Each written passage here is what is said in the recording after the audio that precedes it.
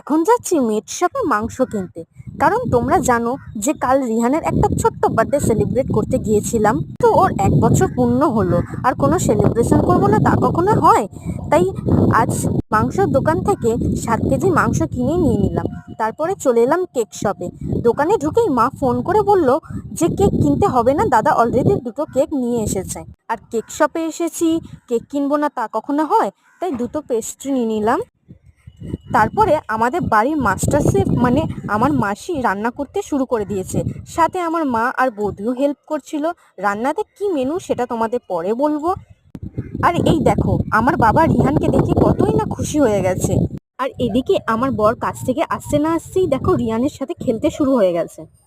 তারপরে আজকে স্টার্টারে ছিল চিকেন পকোড়া আর কোল্ড ড্রিঙ্কস। এবার আমাদের ছোট্ট রিহান কেক কাটতে চলে এসেছে। ভিডিওটা নেক্সট পার্ট দেখতে হলে সুমন কণিকা রিলস অ্যান্ড কমেডি শোতে চলে যাও।